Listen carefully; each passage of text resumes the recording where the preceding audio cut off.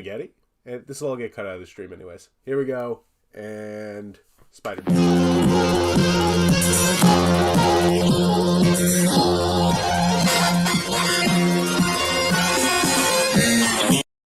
Folks, Joe Biden, right off the bat. It's me, Oliver the Ricketts, as it says down there in the corner. It actually says something else, but since this is not the big summer movie live stream, I'm not going to lift up that lower third. I'm just here to hang out with you guys today. So thank you for being here. Thank you for chatting. We don't need the broken headphones just yet.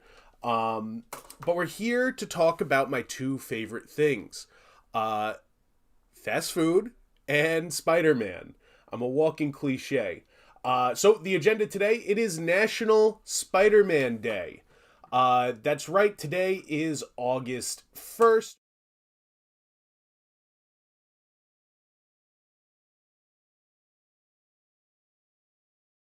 By the government, schools should be closed. You shouldn't be at work today. You should be home celebrating all the good work that Spider-Man has done for our society. Which is why we're live here today on this Hangout stream. If you don't know, I am a diehard Spider-Man fan.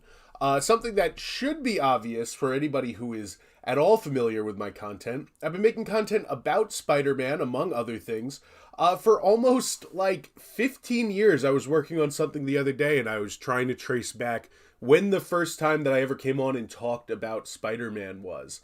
And I do think it's like 15 years ago. He is my favorite thing. It's how I learned how to read. One of my favorite movies of all time is Sam Raimi's Spider-Man 2.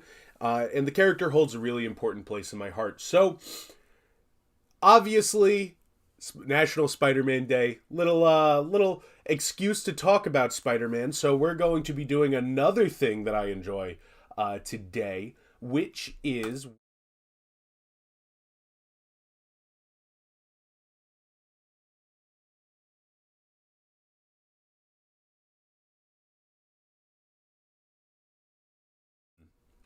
a produced video at some point. But I thought it might be just a fun thing to put our toes into the water, try to rank out Spider-Man the same way that I've done with Evil Dead and with Scream. And I actually have done this in the past on the podcast, but just not in tier list form.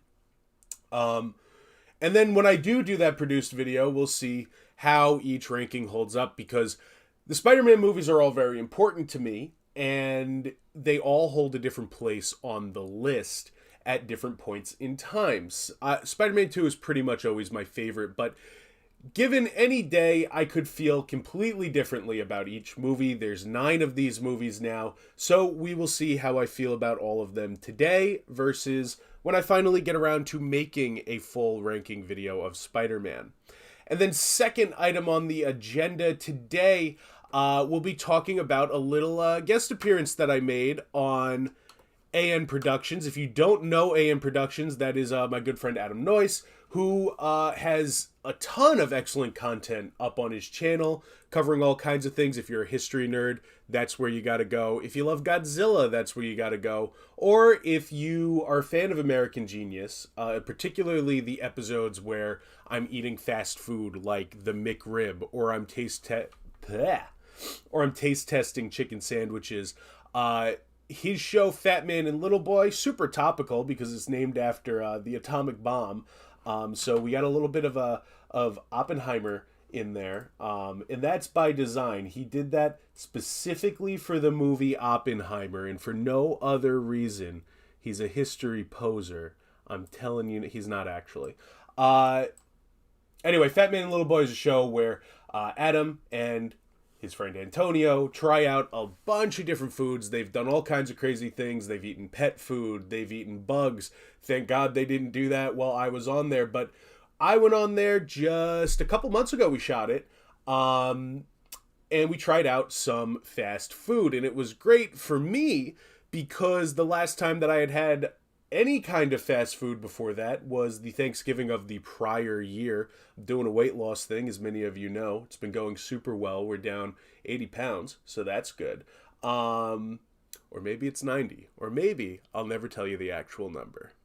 But I did make an exception to try French fries on this episode. I lived it, but I haven't watched it, so we'll be watching through that on this stream. I just thought that I'd share it with you guys because I was pretty excited about it, and I'm sure the video is great.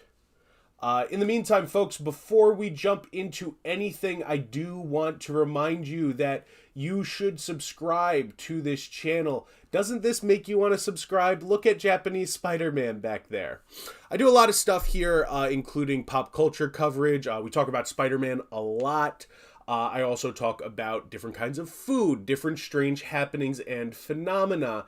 We got a great video coming out really soon about the downfall of movie theaters and how disappointing the conditions of movie theaters are right now, followed by one about Alfred Hitchcock and his strange resting place. So please subscribe if you want to see any of that content. And don't forget, next week on Tuesday, we got a brand new video coming up. Let me pull it up here just for giggles. Give me 1 second there, folks. This is always the thing with the live streaming. I'm never quite prepared with every link that I want to pull up.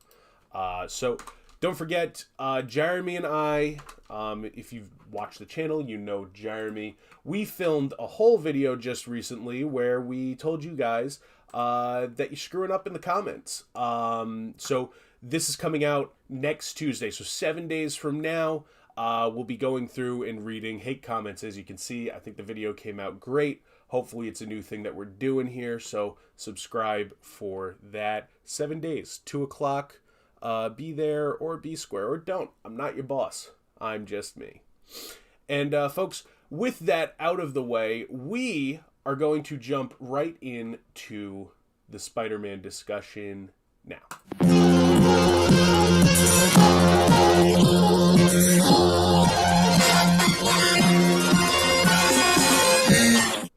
And if you are here for Spider-Man Day, you know that this is a day. It's a little stupid day just to talk about stupid things, namely Spider-Man, or this guy. We call him Science. Oh, he's green. He's green. Love Spider-Man, love Doc Ock, love all those characters. So we're here specifically to talk about Spider-Man movies, but I thought maybe I'd also take a look at the PS4 trailer, or PS5. I haven't watched the story trailer for the new Spider-Man game, so I think that's how we're going to start this stream. I have a pretty good idea just because they dropped that gameplay trailer. It was I actually did a whole stream where I talked about it, a really long stream where I talked about it. The gameplay in Spider-Man 2 looks incredible. I can't wait to play the game. I think it's one of the more exciting Spider-Man things coming up that we can still look forward to. We'll get into that in a minute. So they recently, 11 days ago, a PS5 Spider-Man 2 story trailer dropped where we get to see a little bit more of the story, and we were right about a lot of it. So I'm going to take a look at this. You guys will come with me, and let's take a look at this trailer, shall we?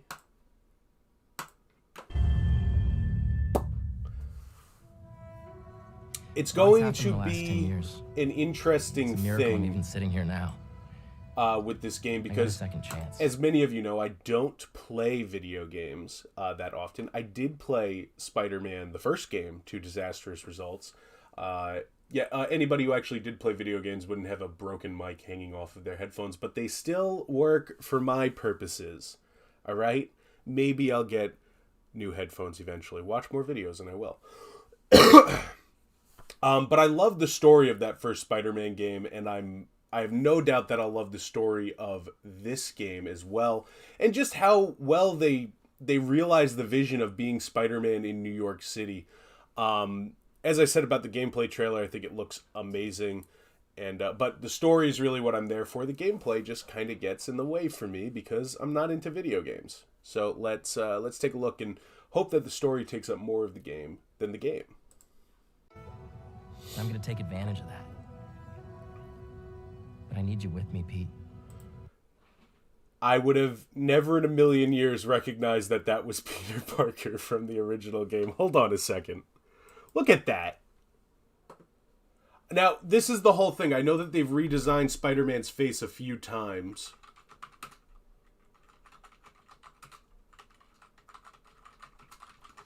When it first came out, he had a totally different face that I personally think was the best because it looks like an older Peter Parker. Which is what the game is about. A seasoned Spider-Man who's been around for a while. And then they did this, which, in my opinion, let's get it a little closer. I know some people have told me that I'm wrong, but I stand by this. They did this redesign, this one right here, so that they could have a Spider-Man that looked like Tom Holland in their game. That's called corporate synergy, folks, and that's what they were out to do. And now it looks like with the PS5 remaster, because don't forget this game was made for PS4, but it looks like with the PS5 remaster, this doesn't look like that. Why did they redesign him again? I thought when this started, this must be Harry. I thought this was going to be Peter Parker, like in a flashback. Maybe this is a flashback. Maybe that's why he looks different. But look, this doesn't look like this, and it definitely doesn't look like this. What is happening? Pick a lane and stick with... Please just go back to this. This was dope. He looks like haggard and tired, and like being Spider-Man is a big stress on him, and that's what we want to see. We never want to see happy Spider-Man. Unless we're talking about him marrying Mary Jane and having a kid. Then we definitely want to see happy Spider-Man. But he should look tired. He should never look like this, really. And this, he looks even less tired. Anyways, all that being said, I'll get over that in about 10 seconds when I actually play the game. You're gonna heal the world.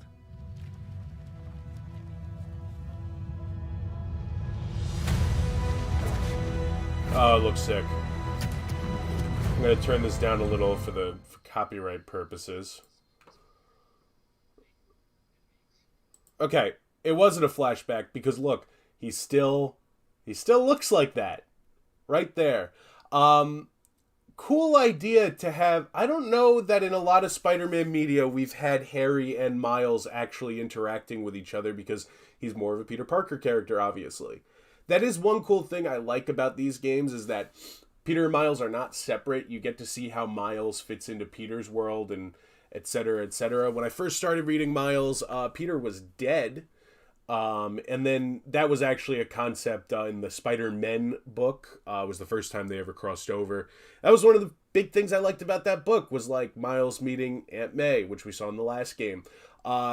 Here he'll get to interact with Harry. He'll get to interact with Mary Jane even more so than he did last time. I think that that's pretty cool.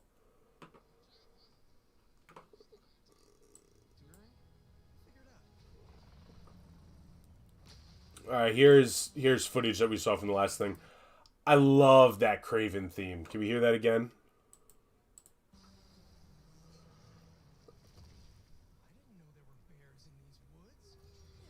Oh, so great.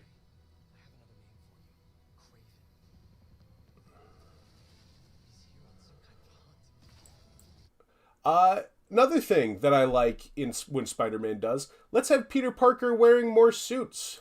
Looks like he's at a formal event and it gets interrupted by being Spider-Man. That's like one of the things that I like. I know that's stupid, but I like it. Is he a waiter here? I'm a fan.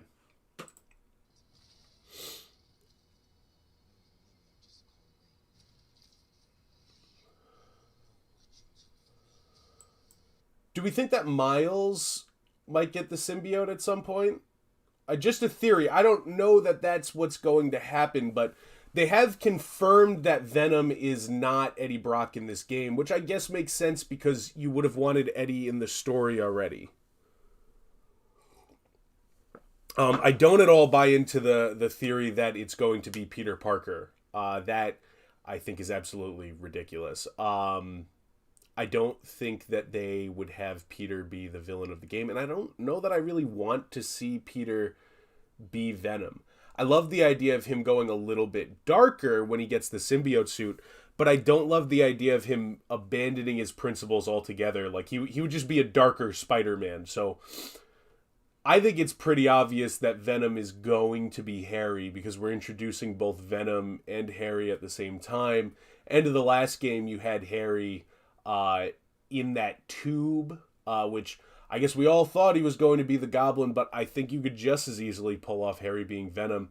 To my knowledge, that hasn't happened in the comics, though, which I think is very cool. I love that this is taking some risks and going a little bit off book. And so then for people who are hardcore fans and know the story pretty well, we can get changes and we can get new takes on these characters that don't compromise on who the characters are. I think that that's pretty cool. Oh, it looks so beautiful.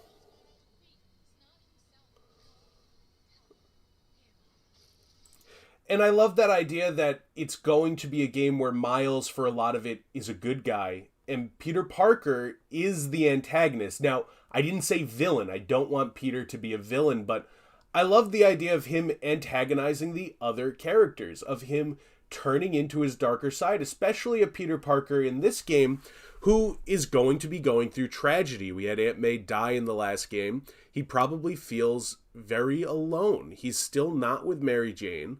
That we know of here. I could see this going that Harry comes back into his life at a vulnerable stage. He gets manipulated by the Osborns, and he goes a little too hard as Spider-Man. And then Miles is going to have to be the one who drags him back. I also heard a lot of people saying they don't like the lizard design. I'm a big fan. And I love the idea of the lizard as more of just an animal who does lizard shit. You know what I mean? Like, because that is one thing about, like, the Amazing Spider-Man take on the lizard is the lizard wasn't a guy who thought. He, Dr. Connors would have scientific theory, and then the lizard would think about lizard shit. And that looks like what's going on here. I also love that we're doing real Kraven. Like, Kraven who's going to hunt the lizard and probably hunt Spider-Man. I'm a big fan of that. I want Kraven to be the worst. I want him to be a huge jerk. I don't want Aaron Taylor Johnson Kraven. Talk about that too. Oh, and he looks so good too. Look at him. He looks so good.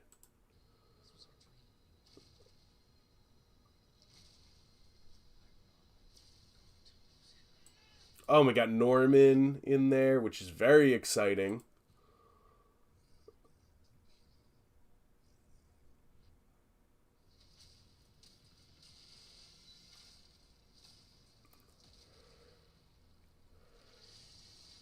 Yeah, he looks sick.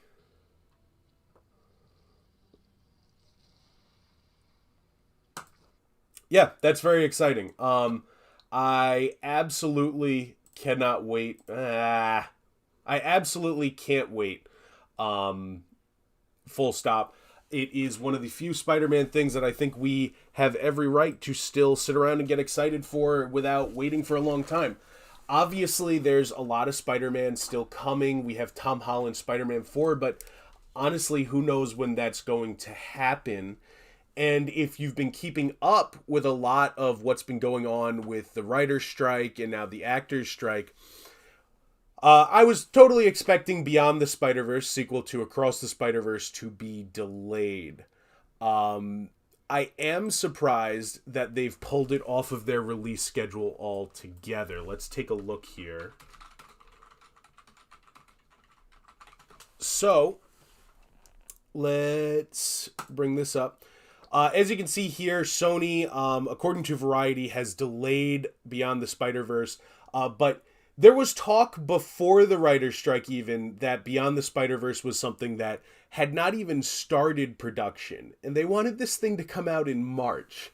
I don't know how much I buy into that, just because I don't think that that's possible. I don't think that they committed to doing this movie in that would come out in March and didn't start the movie until the other one came out in July, especially knowing how long Across the Spider-Verse took. But I completely buy into that they don't have the voice performances recorded. That's completely possible to me.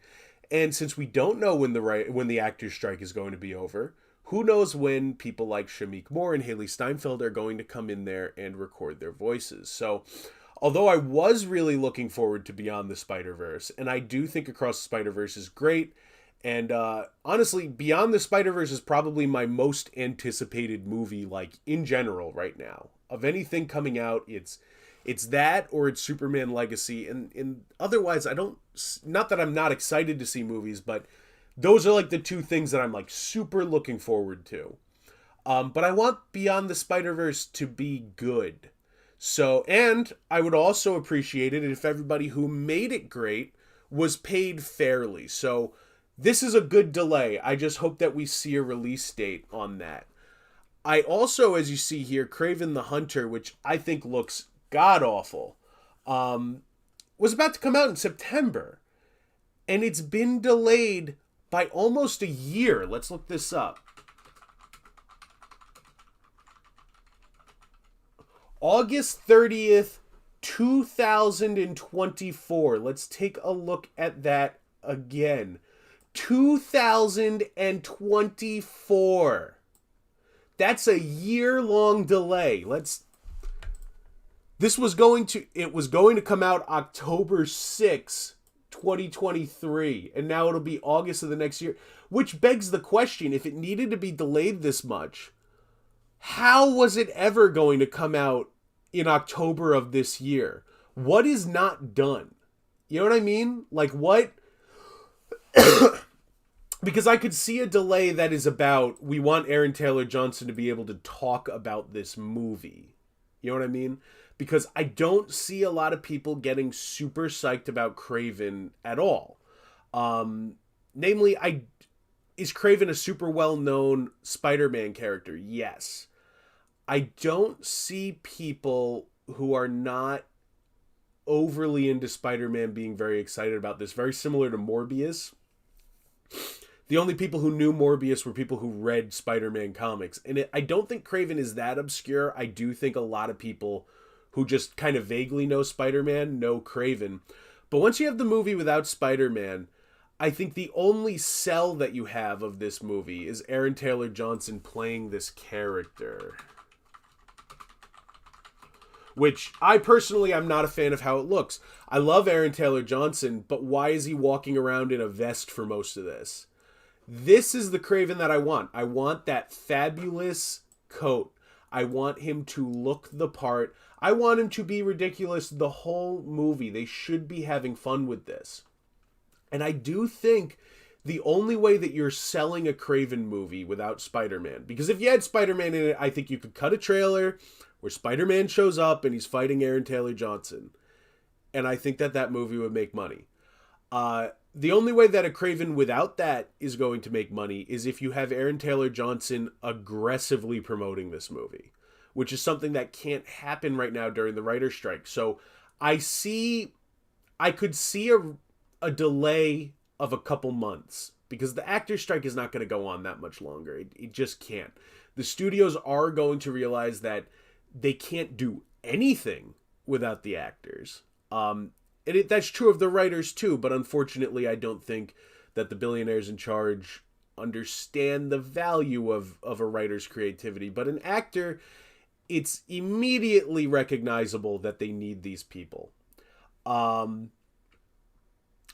I could see a delay of a few months waiting for the strike to end.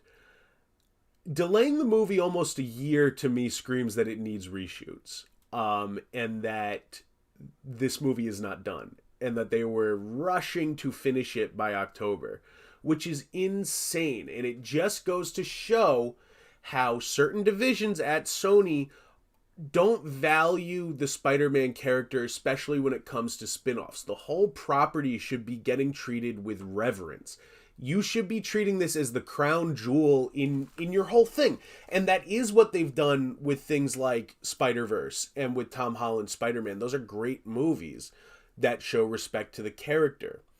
I even enjoyed Venom Let There Be Carnage because it was a little bit closer to what I know of Venom and Carnage. But overall, the Sony spin-offs have just felt like cash grab after cash grab and very low effort.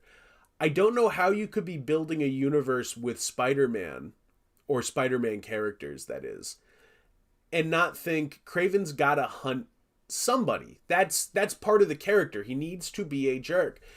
And why don't, since we have a Spider-Man stand-in in Venom, why don't we do a crossover movie where Craven hunts Venom? Why is that not the direction they went in? This is going to just be, again, Craven shows up. He's maybe kind of a jerk, but turns out he's a good guy at the end of the movie. And then he'll fight evil Craven, which should be him. But all of the Sony spin-off movies have been Spider-Man villain shows up, Spider-Man villain meets anti-version of themselves, Spider-Man villain fights that version of themselves. Venom fought Riot, Morbius fought Doctor Who Morbius, and now he's going to fight bigger Craven. I'm sure of that. I believe Russell Crowe is going to be playing bigger Craven. So those are my thoughts on Craven. But I am all for all of these delays. 100%. I'm for a Spider-Man movie coming out and it being a rare commodity and something that is special. However, I am very bummed that we will not be seeing beyond the Spiderverse, I should say, on my birthday, which was... Sorry, I keep hitting that. It's in a bad spot on OBS. I'm back. That's live video for you, folks. Sometimes there are mistakes. I positioned that, obviously, in a terrible spot. What was I talking? Okay, so Beyond the Spider-Verse was originally going to come out on my birthday, and that would have been really nice. But you know what will be even nicer is if we get one of the best Spider-Man movies ever, which it has absolutely every potential to be. And since we're talking about good Spider-Man, before we jump into movies, I do want to say I'm not a poser. I also am keeping up with... And that means I've unfortunately been reading Zeb Wells' Amazing Spider-Man run, also green. The book has a lot of great ideas. This is that run, if you're not keeping up, where it starts with Peter Parker calling Mary Jane as he's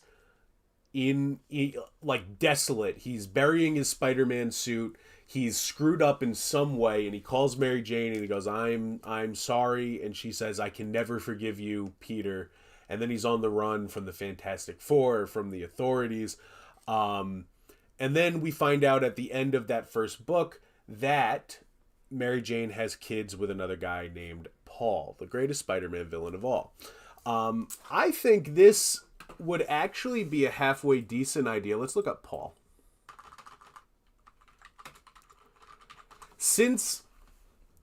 And I'll get into it, I think the arc is terrible.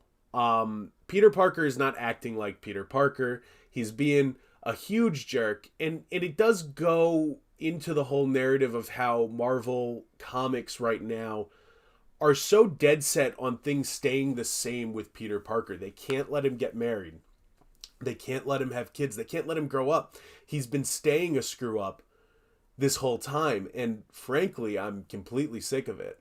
The book has a lot of great things in it, which is why I've been keeping up with it. And great is a relative term, but anybody who knows me knows that I love weird stuff. So when this book does things like Doc Ock's arms being in love with Peter Parker, that gets me on board. There's a scene where children evaporate in this book, like are murdered, and that gets me on board. I actually think this would be a great idea for Tom Holland's Spider-Man 4. I don't think in a million years they'd do it, but since we got a lesser-like Spider-Man movie, a lesser-like Spider-Man comic story in Spider-Man No Way Home, with One More Day, where the whole world forgets that Peter Parker and Mary Jane are married. They did a little take on that in No Way Home, where they break up because nobody remembers who Peter Parker is. I think absolutely you could bring in somebody like a Timothée Chalamet if you want to do a little hipstery version of it, and he could play Paul, and Mary Jane could be with Paul in the next one. And you could take elements of this. Just an idea. I don't think it'll ever happen. But yes, I've been reading this 2022 relaunch, and I just want to say I want so badly for good Spider-Man to be out there. But we need Peter to break up, to grow up, I should say. And especially since we have Miles Morales now as a character in the 616, I don't understand why Peter Parker always has to be the screw up. And I'm not saying, oh, Miles should screw up, but Miles is younger than Peter. They've been very careful about not aging him up past middle school, which needs to stop. Let's let Miles have some of these growing pains, and let's let Peter become a real mentor to Miles. Just an idea, just some things to throw out there, because a movie that does that really well is Into the Spiderverse. So let's hop over and let's start ranking Spider-Man movies, everybody. And actually, let me make this a little bit bigger for you guys.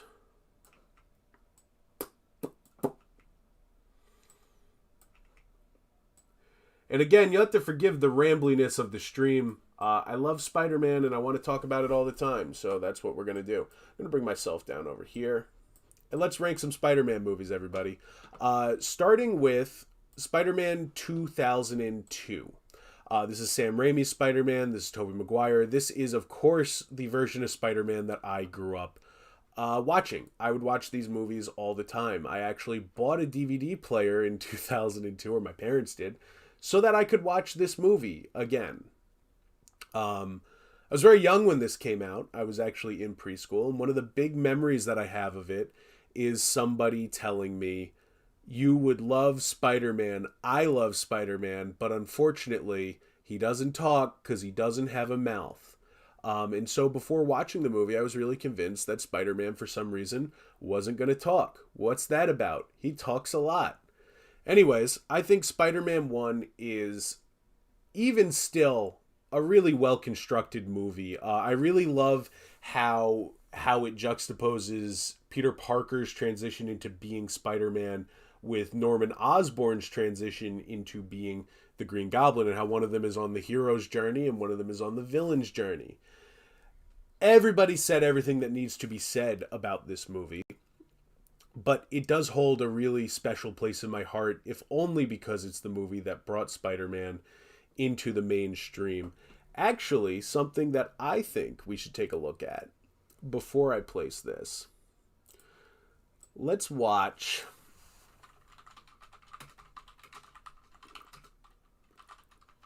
Has anybody ever seen the teaser for this movie? The original Spider-Man, the Twin Towers teaser? Of course, they started filming this movie pre-9/11. Only want to see the Meg 2, the trench. Started filming this movie pre-9/11, of course. There's the very famous poster where the World Trade Center is in Spider-Man's eye. And obviously that was changed for very obvious reasons. But I love the original teaser for Spider-Man 2001.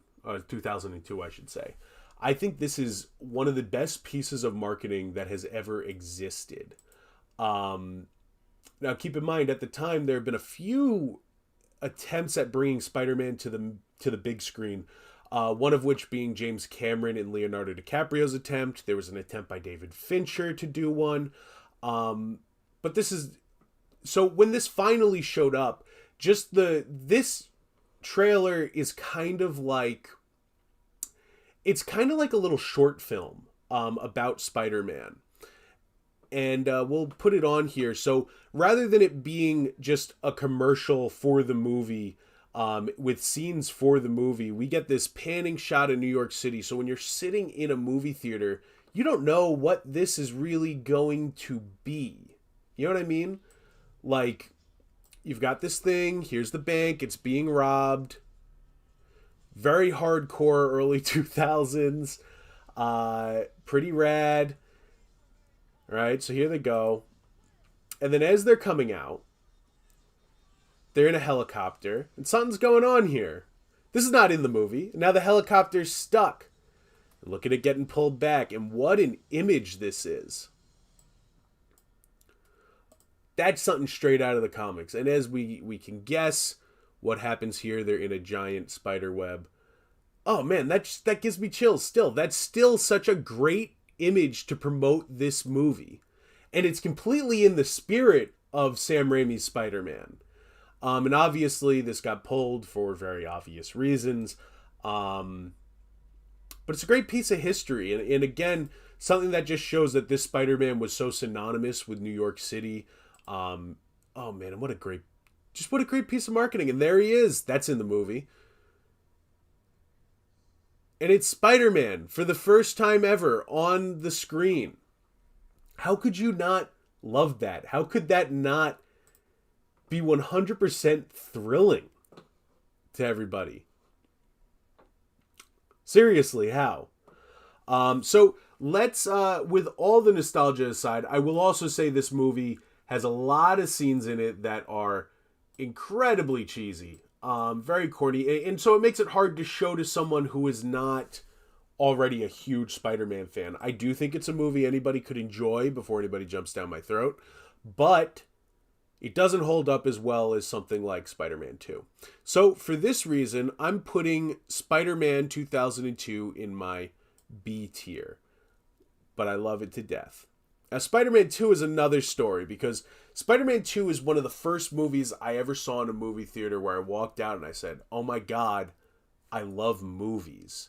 Like, it's not just a great Spider-Man movie. It's a wonderful film that is about the importance of responsibilities versus what you're passionate about in life, and what does following your dreams mean versus what your responsibilities in day-to-day life is, and how do you find that balance, and can you even find that balance?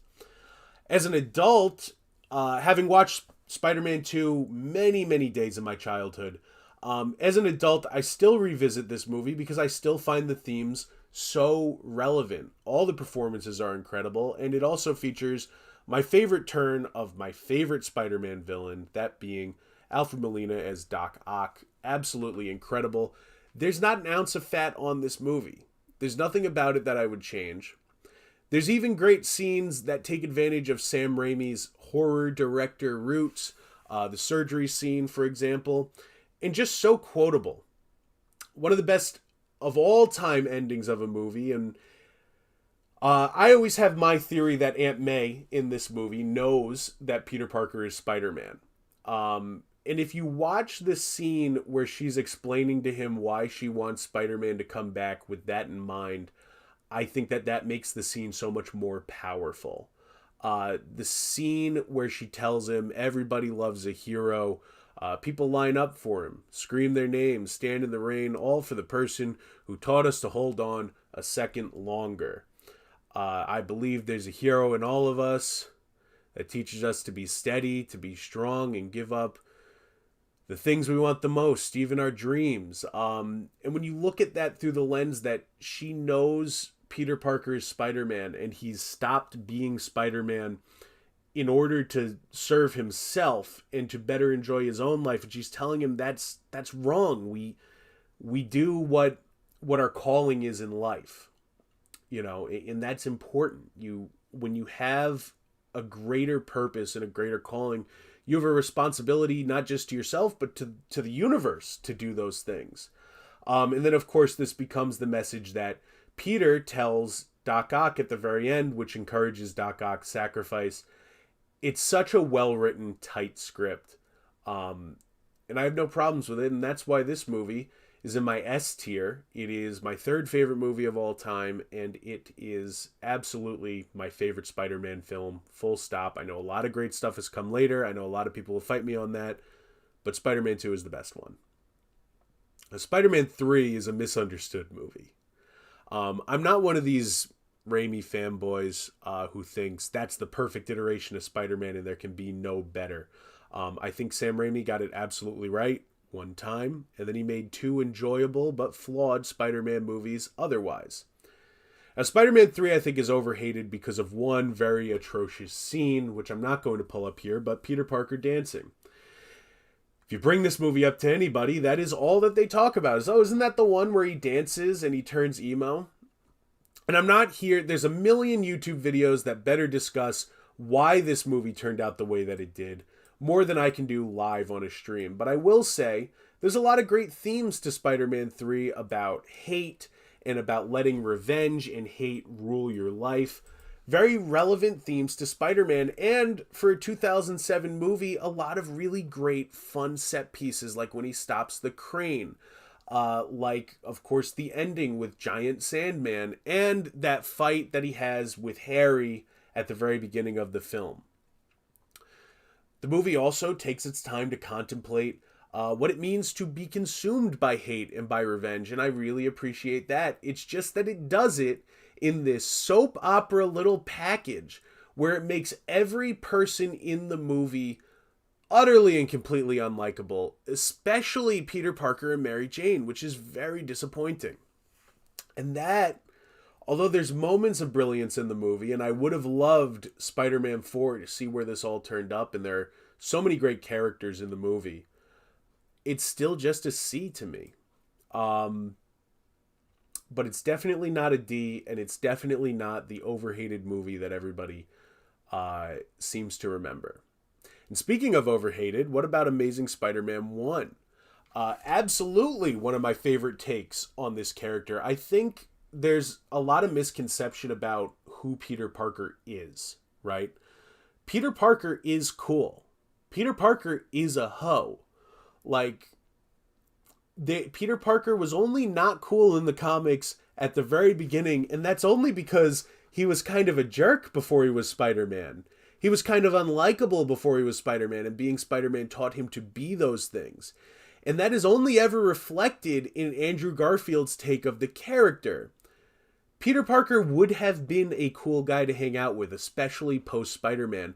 And it's just that I think Tobey Maguire goes first with this very nerdy, dorky take on the character, that people can't see that. It's been defined already, and it's a reboot that happens way too close to the original Spider-Man films.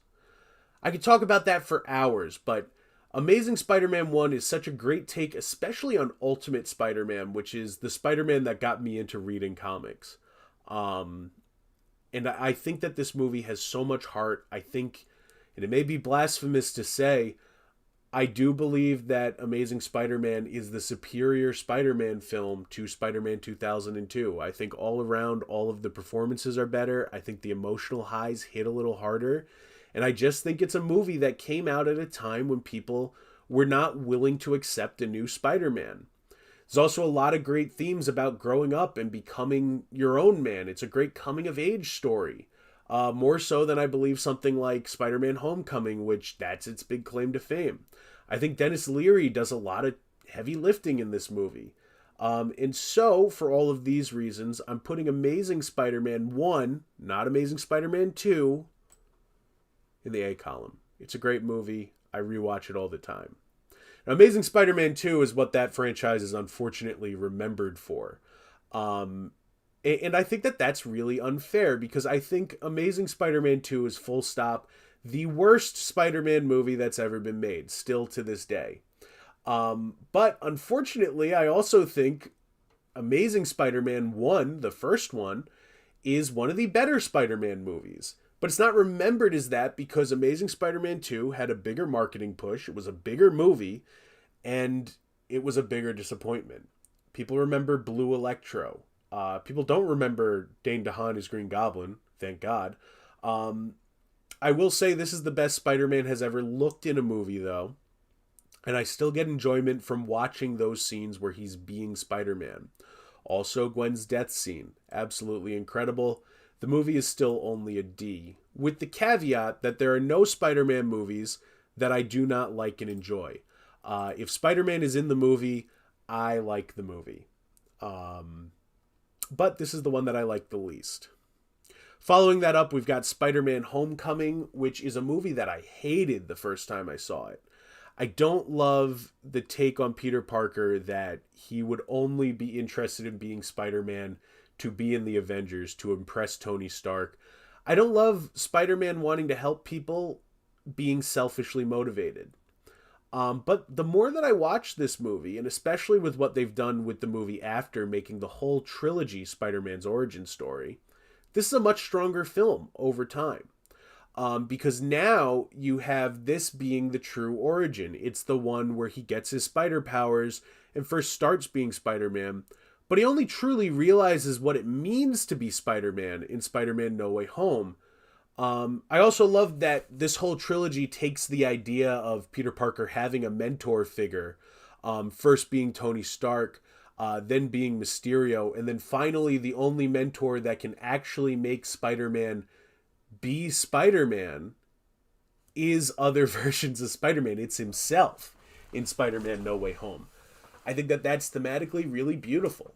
And Spider-Man Homecoming is an important part of that.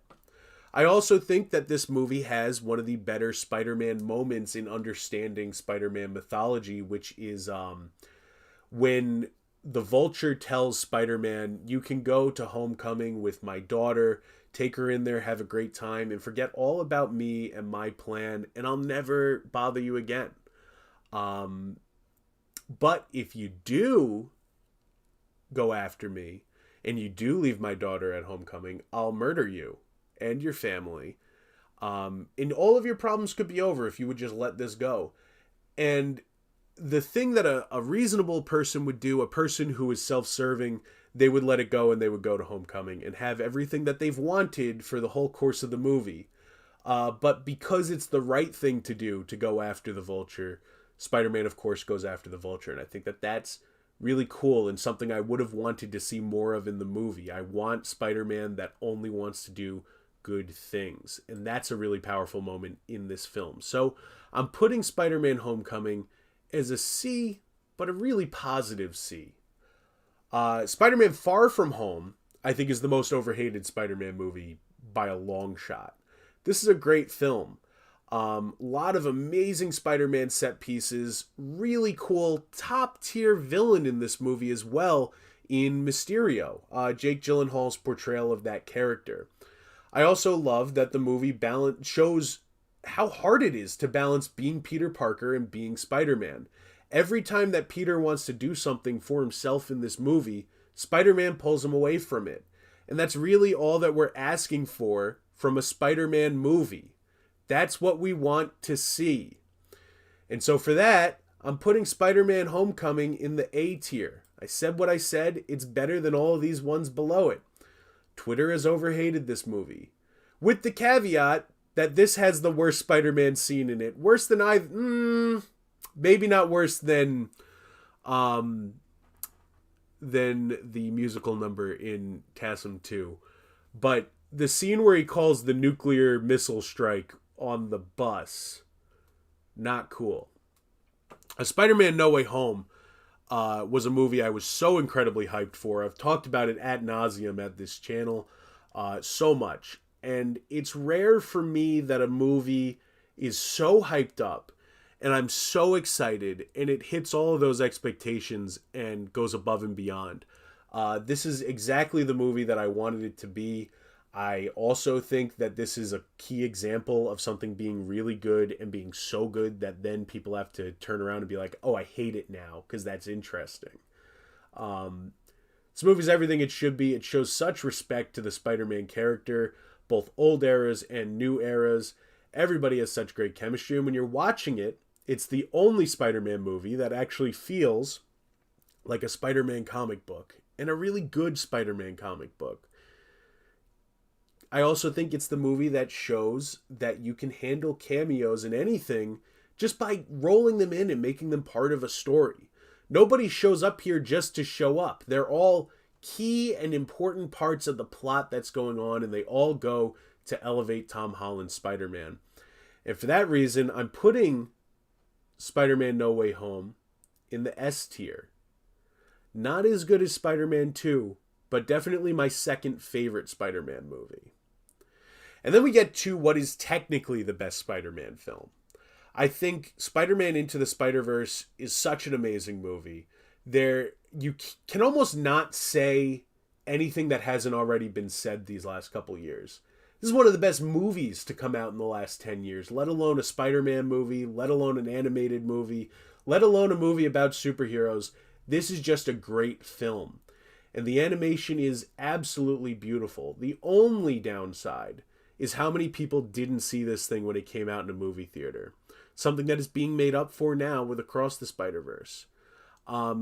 And while I think it is technically a better made film than Spider-Man No Way Home, there are just beats in Spider-Man No Way Home that win me over. It just is what it is. But I think that it is equally as good. It's definitely as good as Spider-Man 2, but those two movies speak to me just a little bit more, and I think that that is more than reasonable. So I'm also putting Spider-Man Into the Spider-Verse in the S tier. Those are the three best Spider-Man films that have ever been. I don't think Across the Spider-Verse comes anywhere near as close to the emotional highs as Spider-Man Into the Spider-Verse does. But it's still a really well-made movie, and a movie that will grow on me the more that I watch it. I think as a Spider-Man fan, this is a great time to be a fan. Because I think Across the Spider-Verse is one of the best movies that has came out this year. I just don't think it's an all-time great movie like Into the Spider-Verse is. But that might change when I see Beyond the Spider-Verse. Of course, I've also talked a lot about Across the Spider-Verse recently, so I'm not going to go into it here. You can watch my full video, I'll put it in the description later today, where I talk about why I love this movie, but I didn't think it was as good as Into the Spider-Verse. But in the meantime, I'm going to go ahead and place it in the A tier, right under Amazing Spider-Man. And folks, there's my Spider-Man movie ranking definitively. This is the correct order. It's not even a matter of opinion. It's a fact. And for that, thank you for watching that. And we've only got one more thing to do today, everybody. So stick with me. I hope that that was not too dry and maybe entertaining for you. And you know what? We'll play the Spider-Man transition one more time.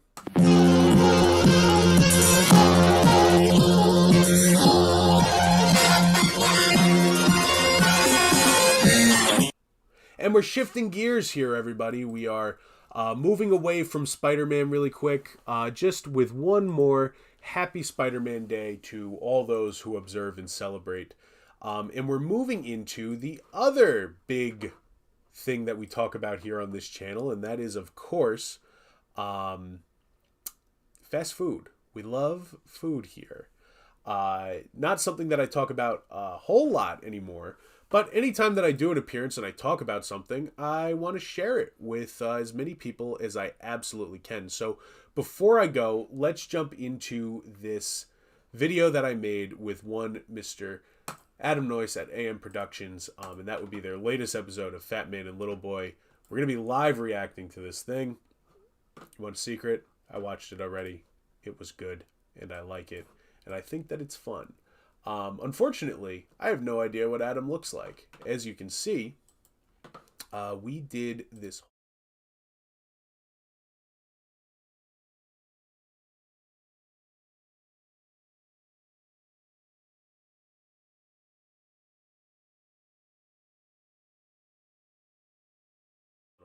I just want to remind everybody that we're still in the midst of another holiday, and that is the Grimace's birthday.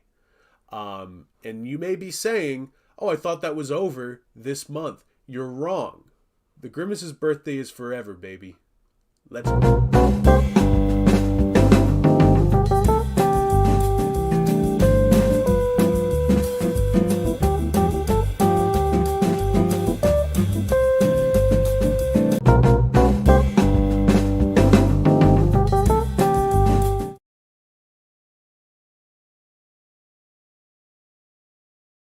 And there I am.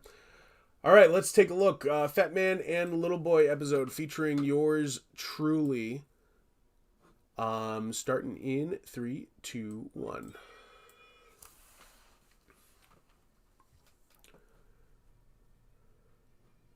No, you can't even see the full thing. I'm not going to play you the full thing either. I am just going to show you that this is a really fun video, and I'm glad that I got to be a part of it. Oh, you can see the full thing. It's just kind of cut off. All right. No, you can't. Sorry, everybody. This is live video again, folks.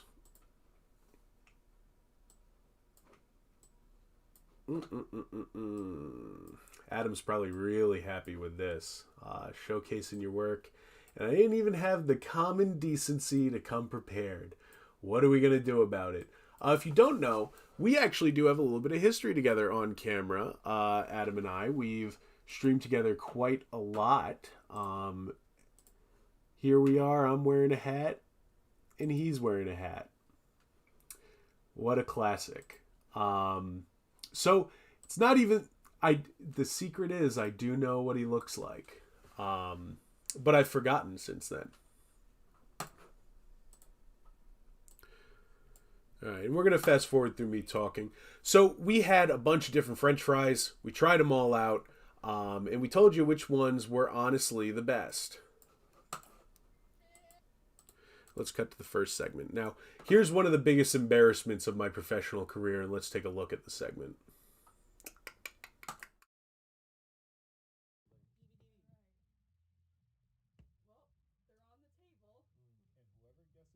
Gets a little kiss, but very good odds. It was very good odds.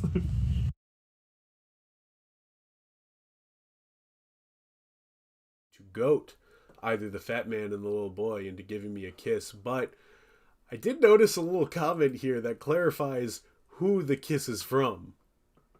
And by notice, I mean I left the comment. And the comment says, I love that we never clarify who the kiss is from.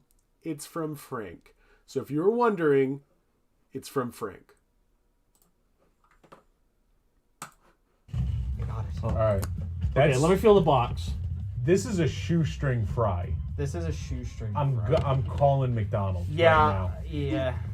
I Yeah, I agree know with it Oh, is. 100%. That's McDonald's. Yeah, that's McDonald's. That's McDonald's. That's 100% McDonald's. Yeah. Is that everyone's final guess? Yes. There's no doubt in my mind that is McDonald's. So how are you, as somebody who has not eaten a French fry? This is incredibly humiliating for all those involved. I consider myself to be a fast food genius, as I've labeled myself in many of my videos. I know everything there is to know about fast food, except for apparently what a McDonald's French fry looks like or feels like in my mouth. Who knew that I couldn't label a McDonald's French fry as I'm eating it? What's going on with me? That's an issue, folks. I'm embarrassed about that. That really is too bad. So I will understand if you feel, and I'm moving myself again, I will understand if you feel that I've lost all credibility. I would feel the same. But I do want to point out, I didn't have the full list of French fries that we were trying in this video. I only knew that McDonald's was one in the mix. And wouldn't it logically make sense that McDonald's would be the first one that we tried because it's the staple key French fry in the French fry game? But to be fair, that's probably why it isn't the one that we tried first. Let's fast forward a little bit here because I want to show you the utter humiliation of actually trying a fast food French fry. Fast food French fry. They're all fast food French fries. I want to show you the utter humiliation of me trying a McDonald's. All right. How many more do we have? 2 more. 2 more. Okay. There it is. Oh. Hi, Jenny. Oh. Well, all right. 100% certain. These are really I have good. this in the bag. From the box, I feel like these are Sonic. Absolutely nailed every single French fry. I don't know how he did that. Did he get any wrong? If you watch through the video, he nails that was Sonic right off the bat. He knew White Castle right off the bat. I'm absolutely jealous of that performance. But the problem here is I actually did not know that Sonic made French fries. I only thought that they had tater tots. That's the other thing. If you have good taste, you've never had no, if you have good taste, you've had a McDonald's French fry. Get your head together. Jeez. But if you have good taste, you've never had a Sonic French fry. You know why? Because Sonic has some of the best tater tots available in this country. It's an important message, and you need to understand that. The superior Sonic potato is 100% the tater tot. I feel like that's Sonic, though. I want to go Burger King. I love that Adam looks like a chef of sorts. And Antonio, that's a gimp suit. And then me, it kind of reminds me of Ben Affleck's Daredevil when they wrap the little sock around his head when he first goes blind. So do with that what you will. This is an interesting round because we're all gonna have different answers. I am almost convinced I'm going to say as the word that is Wendy's. Okay, so Okay, maybe he didn't get them all right, because as you can see, this is not Wendy's, but we all should know what it here's is. the thing about Burger King is those fries are a little bit chunkier, I feel like. Yeah, those were That's a very good edit, Adam. I'm proud of you. Way to go. I love that you shook the McDonald's fries. I'll probably wind up stealing that at some point. And what are you going to do about it? Probably nothing, because you like me. pretty skinny. These are skinny fries. I also I can't feel remember. like I can't remember. God, you're I also such an feel idiot. like Wendy's doesn't do the You're side. such an idiot. It's the key French fry that you've talked up eating this whole entire time. I should resign. Resign from what? Working. I would love to resign from working, but I simply can't. I will say, I do nail this one right off the bat. on the fry, and these are thick boys too. Let's do two. Is of it those. rigid? Or does it have ridges? This is a store brand. Fuck. Oh, fuck me. Ah, man, That's I don't really know. not bad for a steak fry though. No. Yeah, no, I'm calling Nathan's. My gut says it. I think I'm going to go with Nathan's too, because I used to get the Stop and Shop ones, and I remember there being salt. And this doesn't really have any salt on it. No, there's no salt on there. What I like, Throw out there. There was no discernible salt.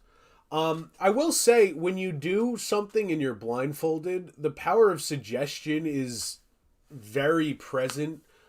Because I think, especially between me and Adam, how much one of us guessed, oh, it's this, and the other one was like, oh yeah, it's definitely that. I'm not trying to make excuses for my inexcusable. Oh my god. Well, this is almost as disgusting as watching us eat the fries.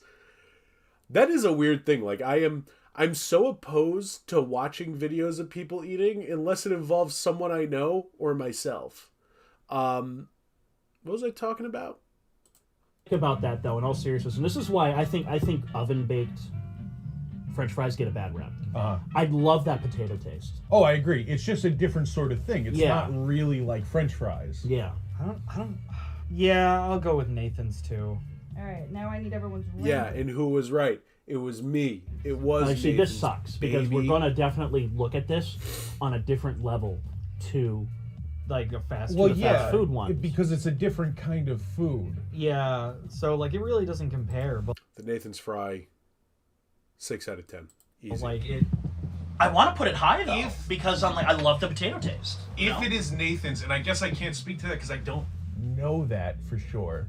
If it's Nathan's, there's also the nostalgia of like being left on Coney Island as a child. But if it's I feel like maybe that should have gotten a little bit more explanation than just throwing out there being left on Coney Island as a child. And by child, I mean like 8 years old. But I'm not going to explain that any further. Just know that for some reason, an oven French fry makes me think of that specific occasion.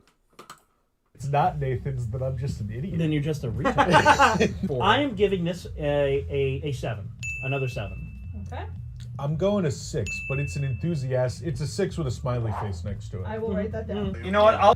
Big fan of the hand-drawn graphics in this video as well. As you can see, they must have taken hours to complete. Let's pull up another one of these very important works of art.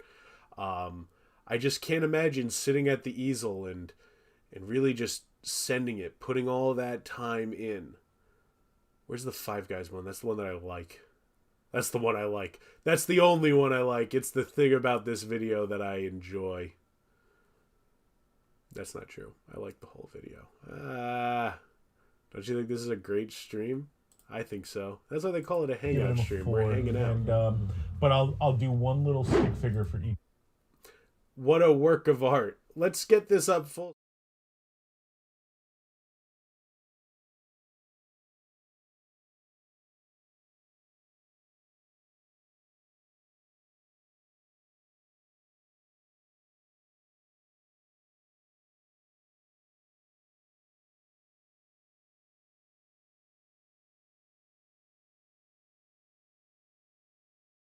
Bad soggy. Yeah. Soggy. Here you go. That made a sound. Like splat. Somebody's fingers are in Who's here. that? Who's that? Go to your left. Oh, I found it. I feel I like found it. I already know what they are. Oh my god, those are delish. Yeah. May I partake in a second one? Oh yeah, Okay. Many a night, many a long night have ended with these French fries for me. Those have a really nice. Definitely thinking that it's a Wendy's fry, because why would you go to Burger King after a long night out? There's simply no reason. But in my defense, they recently reinvented Wendy's fries. And they taste completely different than all of the years of me eating them. Nice crunch to them. Yes. They do. And A right amount of salt too. They're Yeah. cold, but they're not. Yeah, my toxic trait is reviewing things based on preconceived notions. And so you can see here, I definitely think that it's Wendy's. And I'm reviewing it like it's Wendy's. All in all, this is just destroying my credibility. Continue. Soggy. yeah, no, they're still pretty solid, even though they're a little cold. Even though they're a little cold, yeah. And I have to say, and this is what makes I love the way this is shot too. I love anything where the production value is much higher than it needs to be for something really silly. I'm always a huge fan of that. And so the idea of 2 cameras and it being super color corrected and looking absolutely gorgeous, that's great because we're just sitting here eating French fries. me, I think, sure of what they are. The aftertaste that it leaves is pretty brilliant. Yeah. There's flavor other than it being a potato. Yeah. You know what I mean? I gotta say, if I was still eating fast food, I'd be very into Burger King right now because every time that I do one of these, I'm always very impressed by Burger King. In our chicken sandwich video, it was the same thing. If you remember, the Burger King chicken sandwich slaps the hardest of all the chicken sandwiches, and apparently their fries are just that good. I want another one. I want to see if I can. Some fries, it's like, this is just a vehicle for me to eat a potato. But Yeah. this has, It- like, actual flavor like- in the batter. Yeah. I've never been so sure of anything in my life. This is a Wendy's French fry. I was gonna guess Wendy's too. It's a sad day. And if you want to watch further public humiliations of me trying to guess which French fry it is, or you like these two guys and you want to see them try other things, including pet food, dog food, or they ate bugs one time, I definitely highly recommend going out and checking out this full series. All of the videos are really funny, really great. I'm so glad that they're still happening among, all of the other content at ANP, including great podcasts, Star Trek, history, Godzilla, the whole thing. Maybe it'll pop up on one of these streams sometime. Now, folks, in the meantime, I do want to remind you of the most important channel on YouTube, which is, of course, mine. And you can see here, we're hard at work. We're doing what we do. We're making content, new content on Tuesday. I hate calling it content, but new videos.